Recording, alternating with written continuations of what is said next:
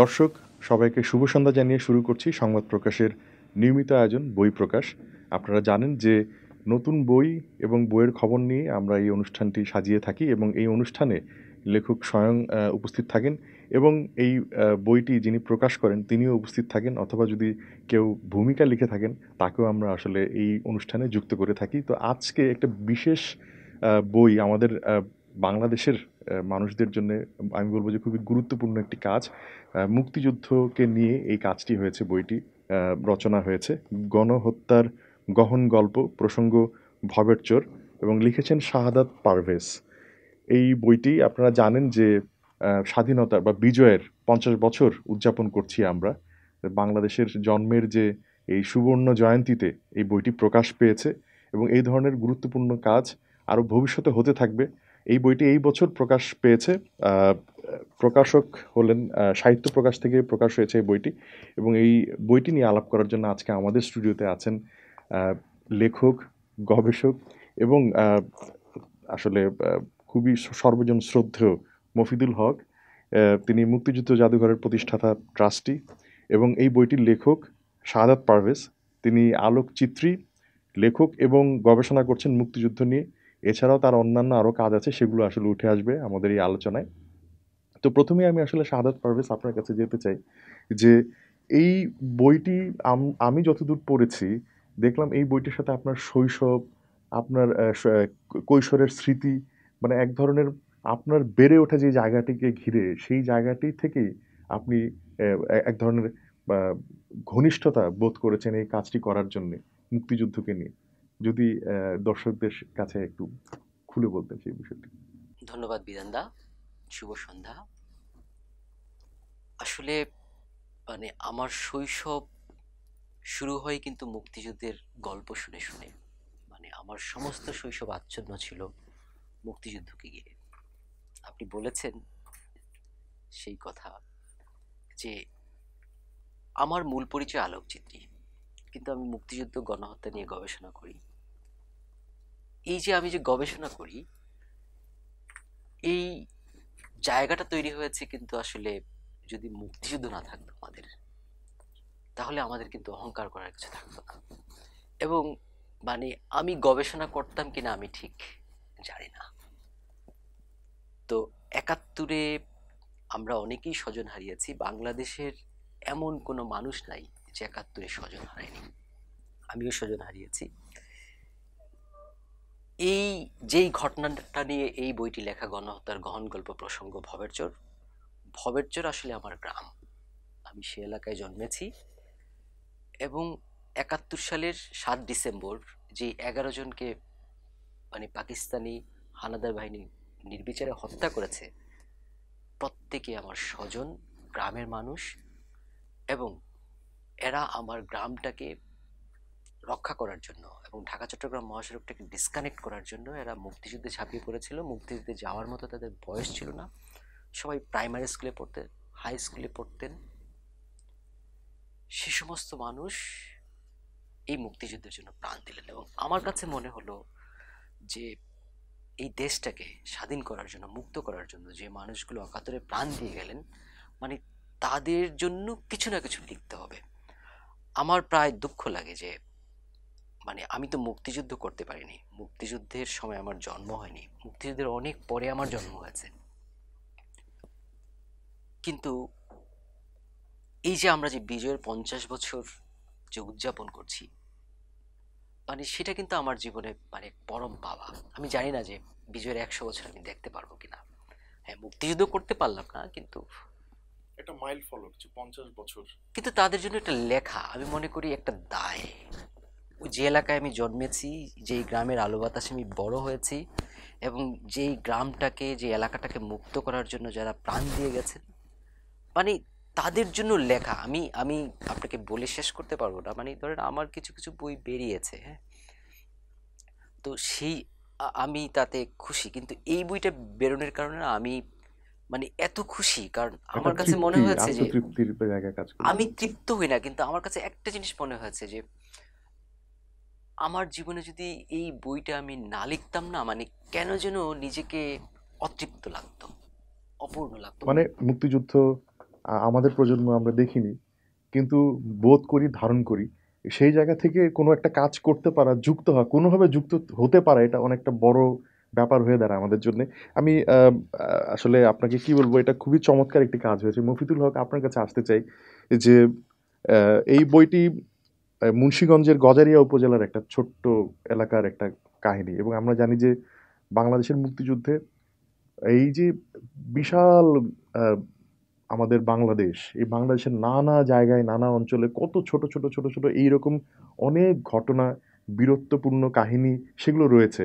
এবং সাহিত্য প্রকাশ সেটা চেষ্টা করে, আপনি ব্যক্তিগতভাবে আসলে এই ব্যাপারে ধারণ করেন, এবং যেহেতু কাজ করছেন দীর্ঘদিন ধরে, এই বিষয়গুলোকে আপনি সামনে নিয়ে আসার চেষ্টা করেন।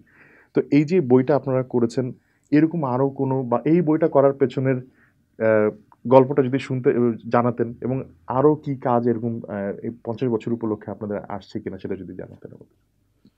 একটা তো প্রথমত একটা ধন্যবাদ দিতে হবে খুবই স্নেহভাজন শাহাদাত পারভেজকে। ও যেই কাজটা করেছে, এবং মুক্তিযুদ্ধের 50 বছর আমরা উদযাপন করছি। আর আজকে আমি যাদের সঙ্গে বসেছি তাদের জন্ম মুক্তিযুদ্ধের পরে, এবং মুক্তিযুদ্ধের স্মৃতি হারিয়ে যাচ্ছে, অনেক কিছু বিলীন হয়ে যাচ্ছে, এই খেদ দুঃখ তো আমাদের আছে। কিন্তু আবার এটাও খুব লক্ষ্য করার যে এরকম একটা বিশাল মাপের একটা ঘটনা, যেটার পেছনের ইতিহাসও অনেক দীর্ঘ, সেখানেও অনেক বড় বড় অবদান রয়ে গেছে।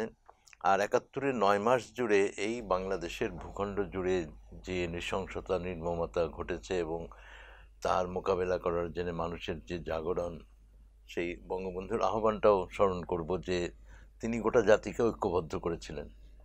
আর লড়াইটা কিন্তু ছিল একটা সশস্ত্র শক্তির বিরুদ্ধে মানুষের শক্তিতে। জি, এটা একটা মানুষ কিন্তু জনযুদ্ধ ছিল আসলে। একেবারেই জনযুদ্ধ, এবং যে প্রতিরোধে মানুষ দাঁড়ালো যার যা কিছু আছে তাই নিয়ে, এবং যে যেভাবে পারে অস্ত্র সংগৃহীত হলো। ভারতের সহায়তা ছিল, সশস্ত্র প্রশিক্ষণ নিয়েও অনেক যুবক দেশে ফিরে এসছেন, অকাতরে জীবন দিয়েছেন। এখন আমরা বলি ৩০ লক্ষ মানুষের মৃত্যুর বিনিময়ে আমরা এই স্বাধীনতা পেয়েছি। আর বাংলাদেশে এমন কোনো জনপদ নেই যেখানে এই রক্তের দাগ না আছে, এমন কোনো পরিবার নেই যারা কোনো না কোনোভাবে ক্ষতিগ্রস্ত না হয়েছে। তো এই ইতিহাস ধারণ করা তো কোনো একক ব্যক্তিরও কাজ না, প্রতিষ্ঠানেরও কাজ না, এটাও একটা জাতীয় উদ্যোগ হতে হবে। আর এই উদ্যোগটা নিয়ে একটা শঙ্কা সবসময় জাগে যে ক্রমে ক্রমে এটা কি হারিয়ে যাবে কিনা। আমার সেখানে মনে হয় যে এটা হারাবে না। মানুষ যা যেখানে যা কিছু করে গেছে এটা রয়ে যায়। আমি এটা খুঁজে পেলাম কিনা, আমি খোঁজার তাগিদটা আমার ভিতরে আছে কিনা। আর যখন এই তাগিদ নিয়ে একটা কাজ হয় তখন কিন্তু যেটা বলা হয় যে যেটা জানা হয়ে যায় সেটা কিন্তু আর কখনো বিস্তৃত হয় না। এখন ভবের চর, এই বই যারা পড়বেন তারা ভবের চরটা মনে রাখবেন, এবং সেই মনে রাখার মধ্য দিয়ে অনেক ঘটনা এখানে শাহাদাত পারভেজ তুলে এনেছে।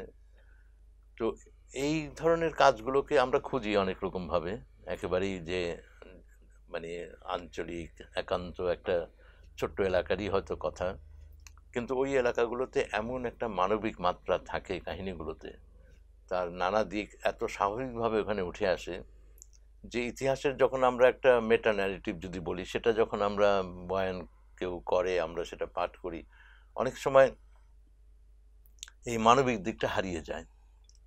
আমরা তত্ত্বমূলক অনেক কিছুর মধ্যে থাকি, সেটাও খুব গুরুত্বপূর্ণ, কিন্তু যেটা হিউম্যান ডাইমেনশন সেটা কিন্তু এই যে স্থানীয় ইতিহাস সেখানে খুব বড়ভাবে রয়ে গেছে। আর সেটা যখন উঠে আসে তখন তার আবেদনও অনেক অন্যরকম হয়। তো এই সবটা মিলেই মুক্তিযুদ্ধের ইতিহাস নিয়ে আমাদের পথ চলা। আর সবচেয়ে বড় কথা যে স্মৃতিটা যেন, পরম্পরাটা কোনো না কোনোভাবে রয়ে যায়। একটা ক্ষীণতাও হতে পারে কোনো সময়, কিন্তু এটাও কোনো সময় একটা কল্লোলিত একটা প্রভাব হয়ে যাবে। তো অতীতে যদি আমরা দেখি, আমরা দেখব যে দ্বিতীয় মহাযুদ্ধে ইহুদি নিধন, যেটা হলোকাস্ট হিসাবে যেটা, সেটাও কিন্তু একটা বলা যায় কঠিন সময় গেছে এক সময়। এখনো যে সেটা খুব সুসময় আছে তা না, এটার বিরুদ্ধেও নানা রকম শক্তিও রয়েছে, দক্ষিণপন্থী শক্তির উত্থানও হয়েছে ইউরোপে, কিন্তু তারা যেভাবে স্মৃতিটাকে সংরক্ষণ করেছে ওটা কিন্তু একটা অনুকরণীয় আদর্শ হওয়া উচিত। আমাদেরও কিন্তু বাংলাদেশে স্মৃতি সংরক্ষণটা আমি বলবো যে মানুষের উদ্যোগেই কিন্তু বড়ভাবে এটা প্রবাহিত রয়েছে। না হলে ৭৫-এর বঙ্গবন্ধু হত্যাকাণ্ডের পরে যে দীর্ঘ কৃষ্ণ সময় গেছে, সেখান থেকে কিন্তু একটা তরুণ প্রজন্ম যখন জাহানারা ইমাম তার আন্দোলন সূচনা করলেন, তারা কিন্তু সেখানে বিশালভাবে সামিল হলেন।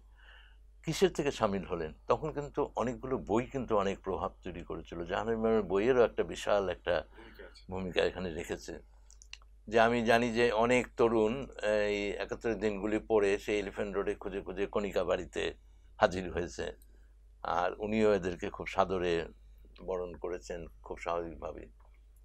তো সেই জন্য আমার মনে হয় যে দায়টার কথা যেটা শাহাদাত পারভেজ বলল, এখন দায়টা হচ্ছে নতুন প্রজন্মের। আর এই দায়টা তারা যখন মোচন করবে, করার উদ্যোগ নেবে, সে যেমনই হোক, সে নিজেও কিন্তু একটা পরিবর্তিত একটা সত্তা পরিণত হবে। তো সেজন্য এটা খুবই, আমি এইসব লক্ষণ যখন দেখি তখন খুবই উৎসাহিত হই, আশাবাদী হই। আর আমাদের প্রকাশনা থেকেও মুক্তিযুদ্ধের শতাধিক বই আছে, তার মধ্যে অনেকের স্মৃতিকথা আছে, অনেক বিশিষ্টজনের, অনেকের অনেক সময় লেগেছে এগুলো লিখতে। হাসান আইজুল হকের করতলে ছিন্ন মাথা, প্রায় ২০-২৫ বছর লেগেছে ওনার অভিজ্ঞতাটা। উনি এত শক্তিমান কথা সাহিত্যিক, কিন্তু এই অভিজ্ঞতাগুলো এত সহজে বলা যায় না। তো ফলে ওইভাবে যে কাজ করা, যে একটা নিষ্ঠা নিয়ে, আন্তরিকতা নিয়ে, এবং সেইখানে যোগ্যতা, দক্ষতা সেটা যেমন থাকতে হবে, একটা আবেগের জায়গাও এখানে রয়েছে। তো আমি এরকম কাজ অনেক দেখি, সবটাই যে আমরাই প্রকাশ করছি তা না। যখন দেখি তখন খুবই আমাদের মনে হয় যে হ্যাঁ, এই মুক্তিযুদ্ধের যেটা বলা যায় যে এক্সপিরিয়েন্সটা ইন্টারজেনারেশনাল হয়ে উঠছে, সেটা খুব গুরুত্বপূর্ণ। একদম, একদম। জি, আপনি ঠিকই বলেছেন যে একটা মানে জনপরিসরের যে তাদের যে স্মৃতিকে নির্ভর করে এখনকার প্রজন্ম আসলে যারা কাজ করছেন, তারা এই সম্মুখে আসলে এই ইতিহাসটাকে বহন করে নিয়ে যাবেন, সেটার একটা দায় তো থাকেই, এবং ভালোবাসাটাও খুব জরুরি। সাদাত পারভেজ, আহ, এই বইটাতে আমি দেখলাম শুধুমাত্র যে আপনি এক ধরনের বয়ান তৈরি করেছেন তা নয়, আপনি আহ, সাক্ষাৎকার যুক্ত করেছেন, যেটা আসলে অনেক বেশি আহ, বলা যায় যে তার আহ, বিশ্বাসযোগ্যতাকে বাড়িয়ে দিয়েছে। মানে তাদের এই যে একেবারে প্রত্যক্ষদর্শীদের যে বয়ান, সেটা আপনি তুলে এনেছেন। তো এই এই যাদের সাথে আপনি কথা বলেছেন, মানে তাদের সাথে কথা বলতে গিয়ে মানে এমন কোনো কিছু কি ছিল যেটা আপনি এখানে আনতে পারেননি? আপনাকে আমি বলি যে ভবের জোর গণহত্যাটা এতটাই আসলে বেদনা বিধুর, এতটাই প্যাথেটিক। মানে তারা এমন করে বলেছে, হ্যাঁ, মানে যখন বলতো তখন আমি ভাবতাম যে এগুলো আমি কেমন করে লিখবো। মানে বিশ্বাস করেন, ওরা যখন বলতো না, আমার ভেতরটা একদম মোচড় দিয়ে উঠতো। এবং মানে তারা এমন কিছু কথা বলেছে যেই কথাগুলো কিন্তু মানে লেখা যাচ্ছে না। হ্যাঁ, কিন্তু আমি চেষ্টা করেছি, তারা যেভাবে বলার চেষ্টা করেছে, মানে লোকাল মানে ল্যাঙ্গুয়েজে যেটা তারা বলেছে সেটাকে সেভাবে নিয়ে আসা। আর আরেকটা জিনিস আমার সহজ হয়েছে তাদের সঙ্গে কথা বলতে গিয়ে, যেহেতু তারা সবাই আমার গ্রামের মানুষ, আমার স্বজন, তো তারা অবল্যায় বলেছে। এবং এমন কয়েকজনের ইন্টারভিউ আমি করেছি যারা কোনোদিন মানুষের সামনে আসে নাই। মানে ওই পরিচিত মিডিয়ার সামনে এসে কথা বলার ব্যাপারটা কোনোদিন নেই না, তাদের। মানে কিন্তু ধরেন আমি যাওয়ার কারণে তারা বলেছে। এবং তারা এমন করে বলেছে যে মানে আমার কাছে মনে হতো যে এই কথাগুলো আমি কেমন করে লিখব। এবং দেখেন যে এই যে 11 জনকে মেরেছে, যে কবরস্থানের বর্ণনা আমি করেছি, সেই কবরস্থানে ছিল 13 জন, 2 জন বেঁচে ছিল। কেমন করে বেঁচে ছিল? এরা একটা দুইটা কবরের যে সুড়ঙ্গ, এই সুড়ঙ্গের মুখটাকে আরো বড় করে সমস্ত শরীর কবরের ভিতর ঢুকিয়ে মুখটাকে বাইরে রেখে এই লতা পাতা দিয়ে মুখটাকে 2 জন বেঁচে। 2 জনের যে বর্ণনা, এই বর্ণনা যদি আপনি পড়েন বা শুনেন, মানে আমার মনে হয় না যে কোনো মানুষ স্বাভাবিক থাকতে পারবে। এবং আরেকটা জিনিস আপনাকে আমি বলি, মানে এই যে আমি যখন লিখতাম এই ঘটনাগুলো, মানে আমার কি হতো জানেন, এগুলা ঠিক বলা ঠিক হবে কিনা আমি জানি না, কিন্তু তারপর বলি যে আমার না চোখ গড়িয়ে পানি পড়তো, আমার কিবোর্ড ভিজে যেত, হ্যাঁ, আমার মাঝে মাঝেই মানে রক্ত উষ্ণ হয়ে যেত। এবং মানে তারপরও আমি মানে বলি যে পুরোটা কিন্তু আমি লিখতে পারি নাই, মানে এত বিভৎসতা। আপনি আপনি দেখেন যে যেই ছেলেগুলাকে হত্যা করলো পাকিস্তানি হানাদার বাহিনী, হত্যার আগে তাদের চোখ উপড়ে ফেললো, তাদের পুরুষাঙ্গ কেটে দিল, তাদের শরীর থেতলে দিল, খেজুর কাটা দিয়ে যেভাবে মানে আমের খুঁচিয়ে খুঁচিয়ে আমের মোরব্বা বানায়, ওই ছেলেগুলোর পাঁজর বরাবর সেভাবে কিন্তু মানে কারো চেহারা চেনা যেত না। এই যে যে বর্ণনা, তারপরে ধরেন যেই দুজন বেঁচে আছে তাদের চোখের সামনে কেমন করে ব্যায়নেট দিয়ে খুঁচিয়ে মারছে, কেমন করে একটা ছেলেকে উলঙ্গ করে তার জামা কাপড় মানে শূন্যে উড়িয়ে দিচ্ছে, এই যে গল্পগুলো। এবং সে বলছে যে আমার মানে সে দেখছে একটা গুলি করলো, এবং তারা সবাই পরিচিত এবং একদম খুব মানে ঘনিষ্ঠ এরা মানুষ। সবাই সবাই একসঙ্গে মাঠে খেলে স্কুলে যায়, হ্যাঁ, তার সামনে মেরে ফেলছে এবং সে কোনো প্রতিবাদ করতে পারছে না। এবং সে দেখলো গুলিটা যখন করলো তখন একটা ধোঁয়া হলো, এবং ধোঁয়ার পরে তার চোখ, সে বললো যে আমার চোখ জবা ফুলের মতো লাল হয়ে গেছে। তারপরে যে অঞ্জলির যে বর্ণনা, সেখানে দেখবেন যে সব উনি বলছেন যে 16ই ডিসেম্বর আসলে সবাই আনন্দাউস করে, কিন্তু মানে আমার কি বলে হৃদয়ে, সেটা আর কিছুদিন পরেই, মানে 7ই ডিসেম্বরের ঘটনা, একদম। কিছুদিন পরেই বিজয় দিবস। তো সেইটা একটা গেল। আরেকটা জিনিস যেটা হচ্ছে যে এই বইটা উৎসর্গ করেছি আমার দুইজন শিক্ষককে, জি, তারা দুইজনই প্রয়াত। একজন হচ্ছেন রহমান আলী, আর একজন আলী হোসেন স্যার। জি। মানে আমার এই দুই শিক্ষক, রহমান আলী স্যার তো তার ছেলেকে মুক্তিযুদ্ধে পাঠিয়েছেন, তার ছেলের মুক্তিযুদ্ধে যাওয়ার মতো বয়স হয়নি, কিন্তু উনি একদিন বললেন যে কিরে তুই কি মুক্তিযুদ্ধে যাবি না আমি যাব? তখন বলল যে আমি যাব। তো পরে তার ছেলেকে এবং ছেলের সঙ্গে কয়েকজন ছেলের বন্ধুকে উনি নিজে নিয়ে গেলেন মুক্তিযুদ্ধে, নৌকা ভাড়া করে দাউদকান্দি পর্যন্ত। এবং উনি যখন যাচ্ছেন তখন কিছু হিন্দু নারী বলেন আমাদেরও নিয়ে যাও, সে নিয়ে গেলেন। এবং আসার সময় দাউদকান্দি বাজার থেকে একটা রেডিও কিনে আনলেন। কেন? কারণ উনি ওই স্বাধীন বাংলা বেতার কেন্দ্রের খবরগুলো শুনবেন। এবং যখন তার ছেলেরা আসছে তখন সে মুক্তিযোদ্ধাদের আশ্রয় দিত এবং ঘরের কারে লুকিয়ে রাখতো অস্ত্র। যেদিন এই ঘটনা 7 ডিসেম্বর, সেদিন কিন্তু উনিও এই কাঠের ব্রিজটা ভাঙতে গিয়েছিলেন এবং উনি গুলিবিদ্ধ হলেন। উনি বেঁচে গেলেন, কিন্তু এই যে ব্যথাটা কিন্তু সারা জীবন তার ছিল। এবং উনি সারা জীবন এই ছেলেগুলোর জন্য কান্নাকাটি করে গেছেন। এবং একটা ব্যাপার আপনাকে বলি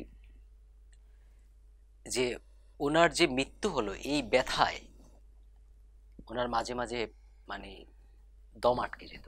এবং একদিন এই পিছনে ব্যথা হলো এবং মানে দম আটকে গেল, মারা গেলেন। এবং দেখেন যে আমি যখন তার ছাত্র ছিলাম আমি কিন্তু জানতাম না। তারপরে আরেকজন শিক্ষকের কথা বলি, যে কিনা এই অঞ্জলি রানী তার স্বামীকে হারিয়ে এই যে মানবেতর জীবনযাপন করছিল, এই আলী হোসেন স্যার কিন্তু কয়েকবার ঢাকায় এসে তার চাকরির ব্যবস্থা করে দিলেন। এবং এই যে অঞ্জলি চক্রবর্তী, সে ব্রাহ্মণের মেয়ে কিন্তু ঝাড়ুদারের চাকরিটা করলেন। তো পরে অঞ্জলি রানীর কাছে আমি শুনলাম যে এই আলী হোসেন স্যার এরকম অসংখ্য অসহায় মানুষকে কিন্তু সহযোগিতা করেছেন।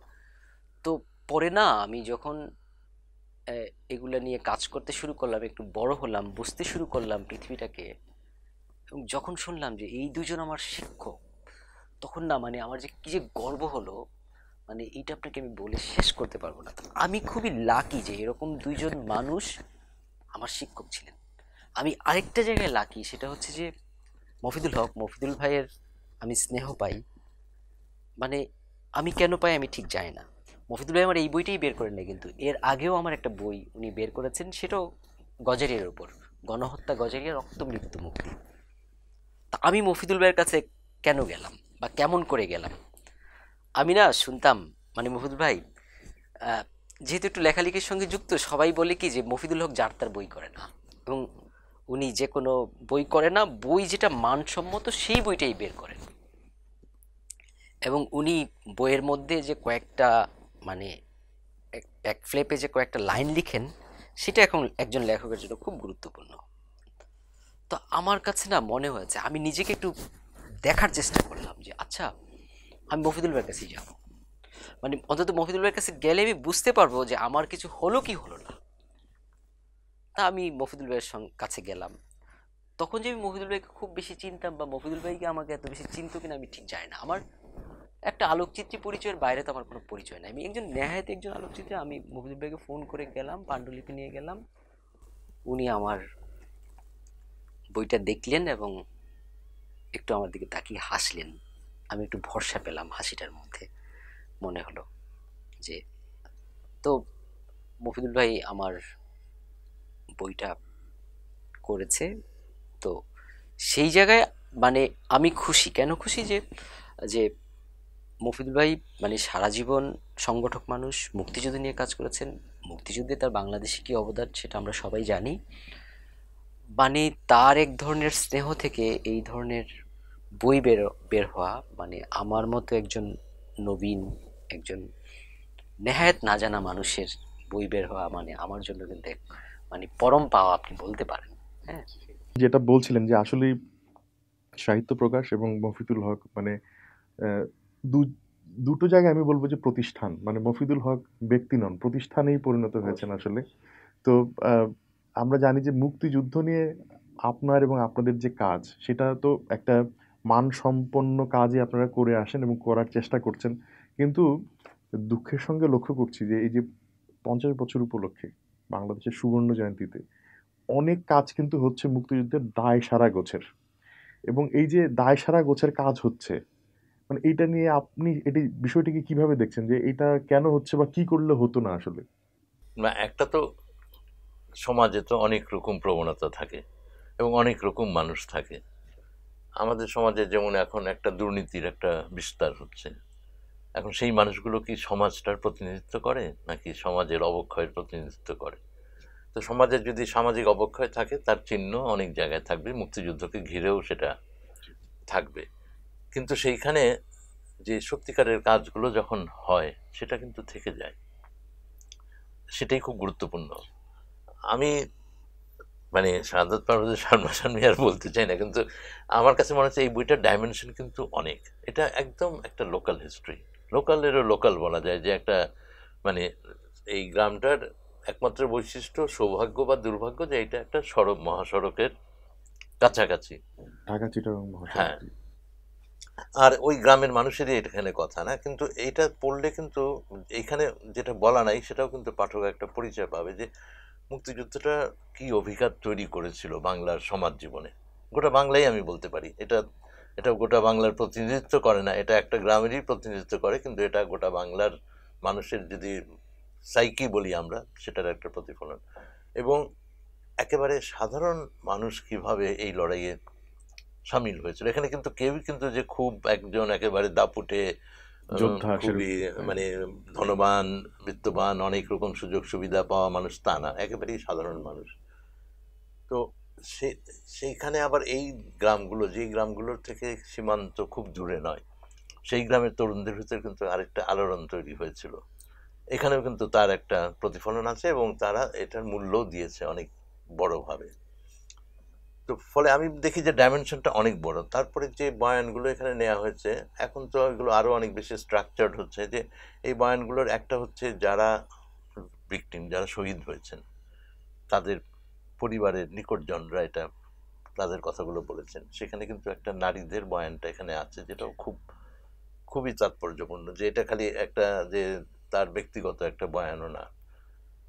আরেকটা হচ্ছে যেটাকে আমরা প্রত্যক্ষদর্শী বলি, উইটনেস বা সার্ভাইভার, যারা এই অগ্নি দহনের ভেতর দিয়ে রক্ষা পেয়ে এসেছে, তারাও কিন্তু একটা একটা ট্রমা বহন করে, যেগুলো নিয়ে কিন্তু আমরা কোনো সময় খুব একটা ভাবিত হইনি, যে তার জীবনটা তারপরে কিভাবে কাটলো। সে বেঁচে গেল, সে ফিরে এসছে, সে তার পেশায় আছে, বা দুঃখ কষ্ট জীবনের যা আছে, কিন্তু এই মানুষগুলো একটা একটা কিন্তু খুব বড় রকম একটা ট্রমা তার থাকে, বা যারা ভিকটিমস ফ্যামিলি তাদের থাকে।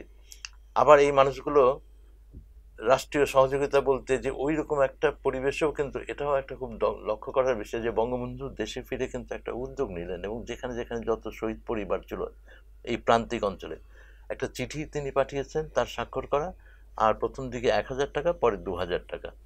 এই এটা কিন্তু একটা হচ্ছে স্বীকৃতি যে তার পরিবার থেকে যে যে একটা ভিক্টিমাইজেশন হলো। ফলে এই জিনিসগুলো কিন্তু এখন কিন্তু খুব উঠে আসতেছে, যে এখন অনেক রকম তাত্ত্বিক স্ট্রাকচারে যে, হ্যাঁ, যে ট্রানজিশনাল জাস্টিসের কথাটা বলা হয়, যে আমি রিকগনিশন দিচ্ছি কিনা, হ্যাঁ, সেই রিকগনিশনের বা মেমোরিয়াল তৈরি করছি কিনা, সেটারও কিন্তু একটা পরিচয় এখানে আছে। ফলে আমি কিন্তু বইটাকে অনেক বড় ডাইমেনশনে দেখি, যে কি লেখা হয়েছে আর সেটা কি কি ব্যক্ত করছে।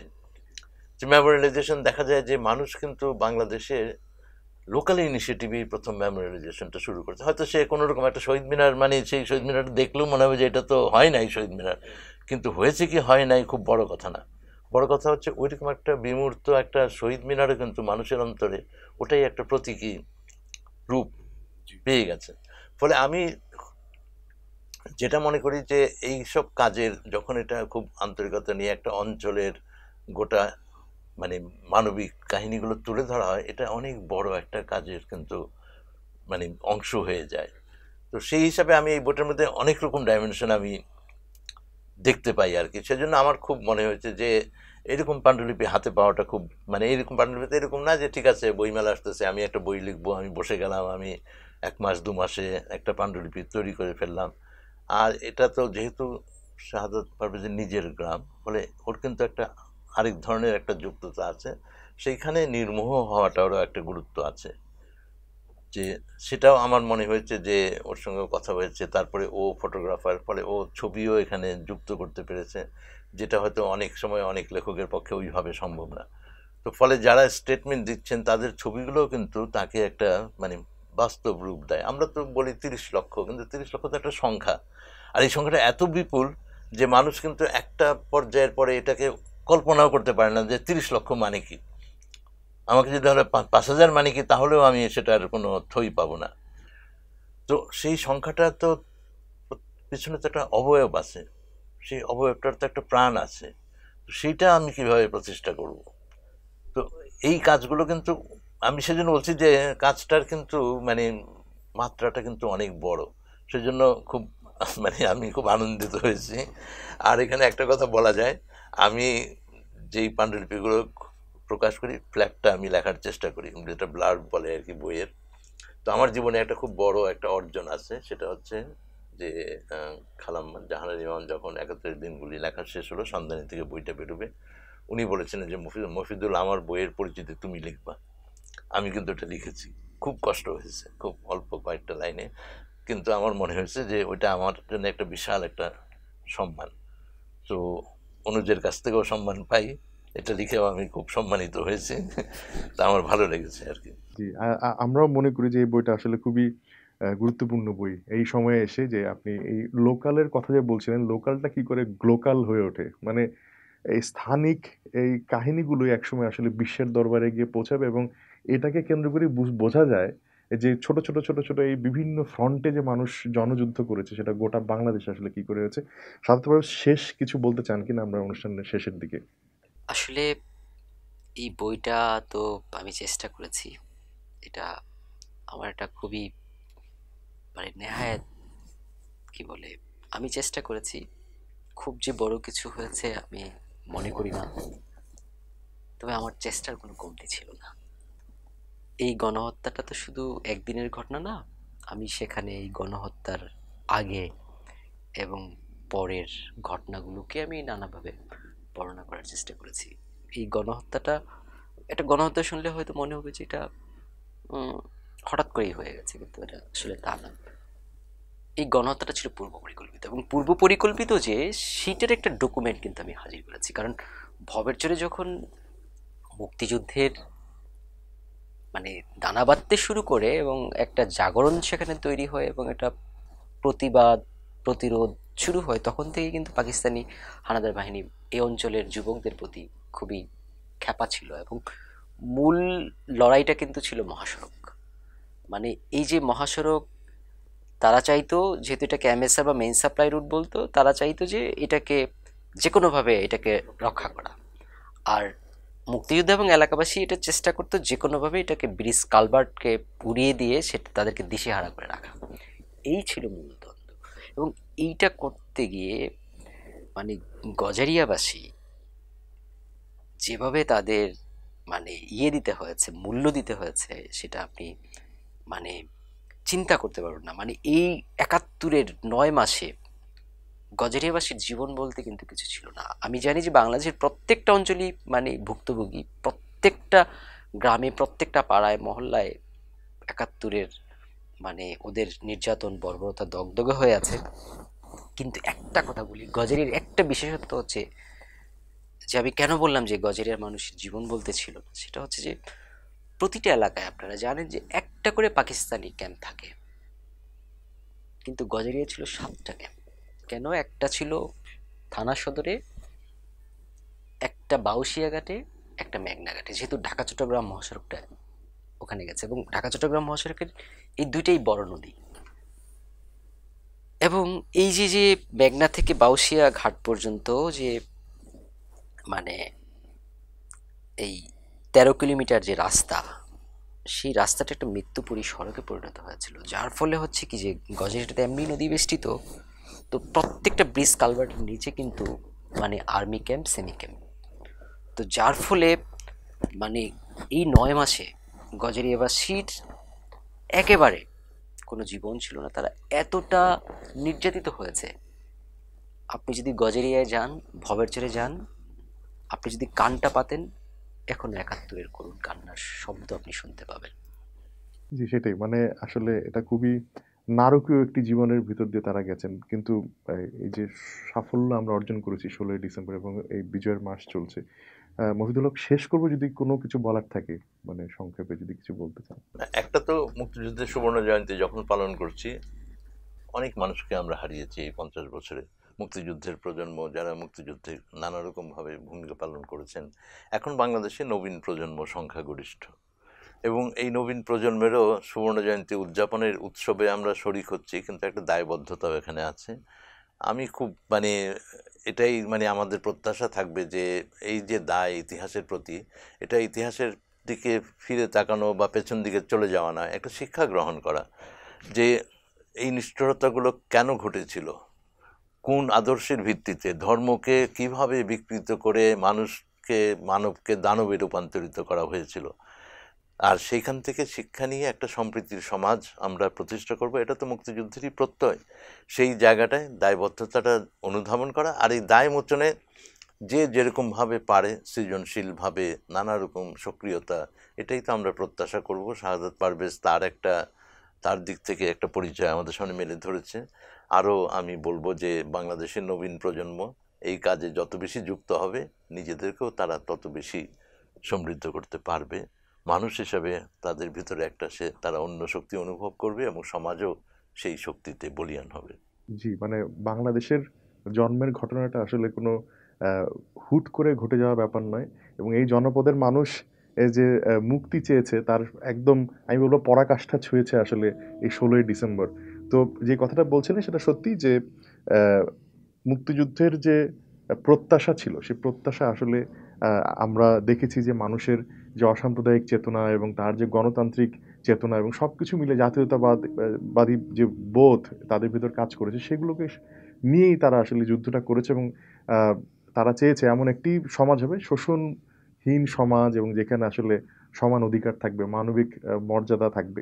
তো আমরা আশা করি যে সাদাত পারভেজ, আপনি আপনার এই গবেষণা কাজ আরও এগিয়ে নিয়ে যাবেন এবং ভবিষ্যতে আরও হয়তোবা, আপনি যেহেতু নিজে আলোকচিত্রী, ছবিতেও কিন্তু অনেক আসলে মুক্তিযুদ্ধের কাহিনী তুলে ধরা যায়। অনেক এই বইতেও আসলে অনেকগুলো জায়গার কথা আপনি উল্লেখ করেছেন, যেমন আহ, ভবেরচর পশু চিকিৎসালয়, যেখানে আসলে যেটার মধ্য দিয়ে অনেক মানুষ যুদ্ধে গেছে, একটা ট্রানজিট পয়েন্ট হিসেবে ব্যবহার হয়েছে। এই ছবিটাও কিন্তু এখানে আপনি দিয়েছেন। এটা যেটা বলছিলেন মফিদুল হক, যে অন্য একটা মাত্রা যোগ করেছে এই বইটি, তার একটা ডকুমেন্টেশনের জায়গাটা কিন্তু আছে, আর্কাইভাল ভ্যালুটাও তৈরি হয়েছে এই বইতে। গণহত্যার গহন গল্প, প্রসঙ্গ ভবেরচর। আপনাদের দুজনকে অসংখ্য ধন্যবাদ সংবাদ প্রকাশের স্টুডিওতে আসার জন্য। আমি শেষ করছি। দর্শক, আপনারা জানেন যে সুবর্ণ জয়ন্তী পালন করছি আমরা এই বছর, এবং মুক্তিযুদ্ধকে নিয়ে যে সমস্ত কাজ সত্যিকারের মানসম্পন্ন কাজ হচ্ছে বাংলাদেশে, সেগুলোকে আমি মনে করি যে আপনাদের খুঁজে বের করা উচিত। শুধু বই নয়, চলচ্চিত্র, প্রামাণ্যচিত্র যাই হচ্ছে না কেন, যত বেশি বেশি করে আমরা আসলে মানসম্পন্ন কাজ দেখব এবং আমরা সেটাকে অনুধাবন করার চেষ্টা করব। আমার মনে হয় যে আমরা মনে করি মুক্তিযুদ্ধের যে প্রত্যয় বা চেতনার কথা আমরা বলি, সেটাকে সত্যি সত্যি আমরা ধারণ করতে পারবো। আমরা আজকে বই প্রকাশ অনুষ্ঠানটি এখানে শেষ করছি। দর্শক, আপনারা যারা সবাই এতক্ষণ দেখলেন, সবাইকে শুভরাত্রি।